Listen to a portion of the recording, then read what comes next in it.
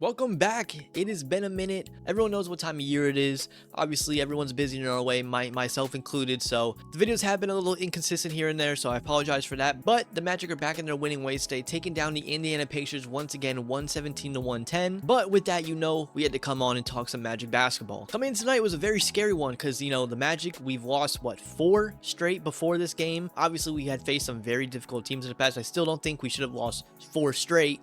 But, it is what it is. We all know what happened. But we come in tonight, fresh. A Pacers team has also been struggling themselves. And for the first time in what's felt like a while, we've actually seen, Magic basketball. Like the play style that our guys exceed in. Living at the basket and getting to the line. Not, chucking threes, which we've fallen very victim to in these past few games. And I hate it. We've put our head down today, got to the line plenty of times. I think we very much outshot them from the free throw line, which fair enough, we should have. We are more aggressive, we're more physical. It's not like, oh, the refs were one-sided. It's just the way we play versus the way that they play basketball. 41 free throw attempts tonight for Orlando to Indiana's 13. So obviously a very big differential. But like I said, when you watch the game, it makes sense for it to be that big. And I'm only saying that because I know that fans and probably even players will call it the differential in the free throws. But like when you really sit down and watch the game, like I'm not unbiased, but an unbiased perspective, you can obviously see the differential there. And all around today, I thought we just saw a lot of adjustments from our previous games where I thought we could have done things differently. And then today we did see it. Now, I do wish that some players on this team were getting a little more minutes. We'll get into that. But there were times like last game where a player like Goga, who I think plays phenomenal out there, he doesn't see the floor at all. Today, we do see him, and we actually see him a decent chunk, and he was, once again, as he was when he was in the starting lineup, extremely productive. I will say for this game, the first half and the second half were 2 completely different stories. The first half was just absolute Magic dominance, Paulo dominance, everything was just going our way. Pacers were playing their ball still, but, the defense was definitely holding them back to what they're used to.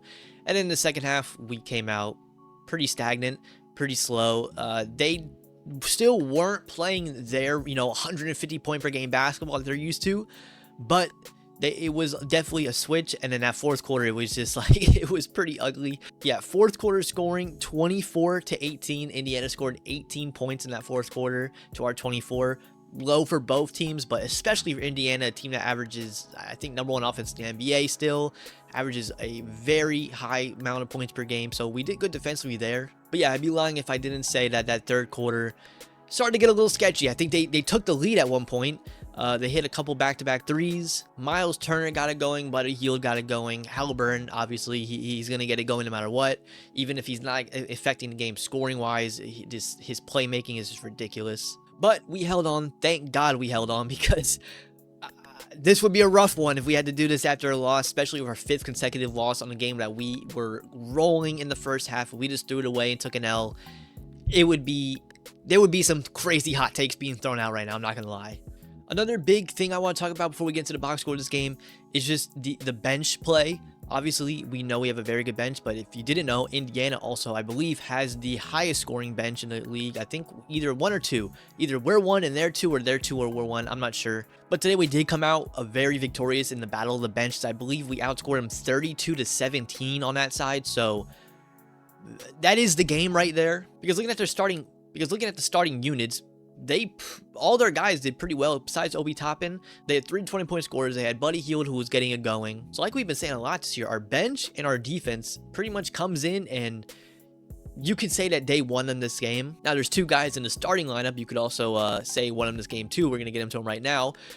First of all, start off Franz Wagner tonight. Still, the 3-point shot is not where it should be. It's still in a slump. But today he was a little more willing to just put his head down. I don't know how everyone should have been willing to put their head down in this game.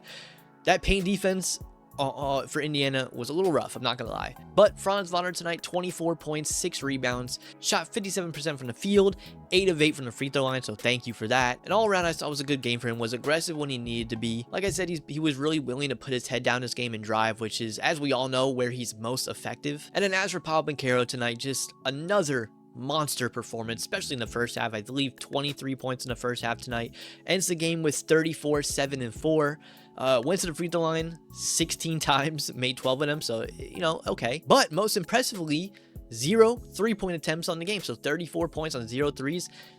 That's pretty good for this NBA. I don't think I've talked about this yet, but Wendell Carter is back in the rotation. He went right back into the starting lineup. I know people were a little questionable about that, still are, but you know, he's back in the starting lineup. He's playing again, which is great to see, obviously. 16 minutes tonight for Wendell, 4 points, 8 rebounds, 4 assists.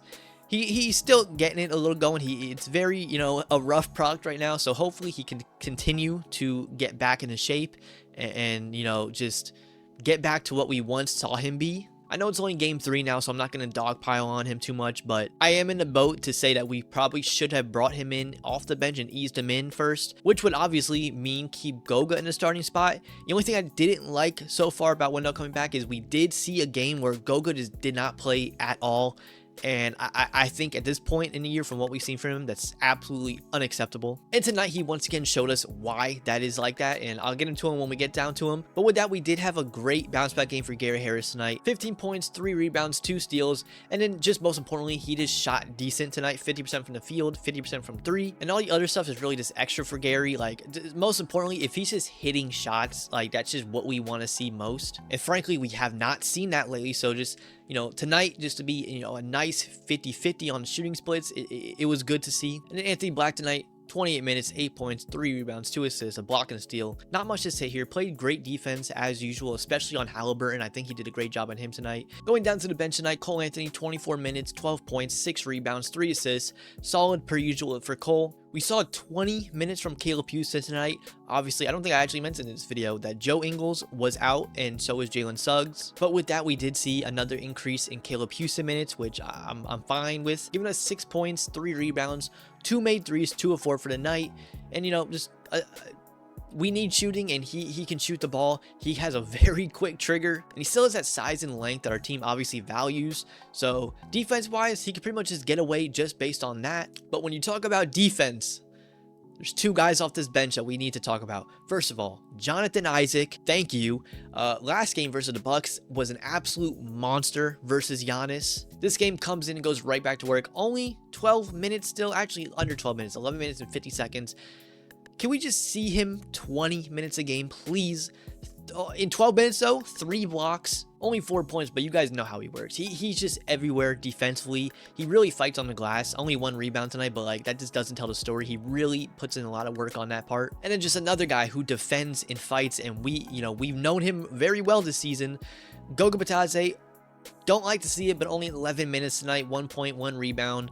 2 steals, 2 blocks. So defensively, as we said, he fits this team so effortlessly. It's just, I don't like the idea of only seeing him 11 minutes in a game like tonight, especially versus his former team. You know, obviously all these guys have extra motivation when they go up against their former teams, and we didn't get to see the full extent, but when he was out there, it was great. But I mean, I complain all I want. It's up to the coaching staff. Hopefully the game just speaks for itself, and you know, it just works its way out. But in the end, we do get to win, so really that's all that matters to me. This month of December is nearly over, but you know, January isn't much easier for the most part, but we do get a little more breaks in that month. But for the next 2 days, we obviously do have off for Christmas and Christmas Eve. We're not playing any Christmas Day games just yet. We got a hold on that for a little bit. We do come back the next day versus the Washington Wizards, away game though, and then unfortunately followed up with a back-to-back versus the 76ers, who are a very hot team right now. It is a back-to-back, but it also is at home, so hopefully the crowd can energize the team and provide what it needs there. And with that, hopefully we can see Joe Ingles and hopefully we can see Joe Ingles and Jalen Suggs return. They were both questionable today, so there is a possibility we do see them by then. But losing them, obviously, we missed a lot. We missed defense with Jalen. We missed playmaking with Joe. And most important for both of them, we missed the shooting. Jalen's like a 38% three-point shooter, and Joe is like, what, 45? So 3 aspects of the game missing for them that we very much could need for this game, especially versus a tough Sixers team. But on that note, guys, that is going to be all for me today. Hope you guys did enjoy the video. If so, feel free to like, comment, and subscribe. Let me know how you're feeling. Excited to get back into the flow of things now that, you know, this time is passing. Obviously, we still have a little bit more to go before, you know, that new year. But Christmas is by far the most busy area for me, at least. But until then, I will catch you guys on the next one, and I'm out. Peace.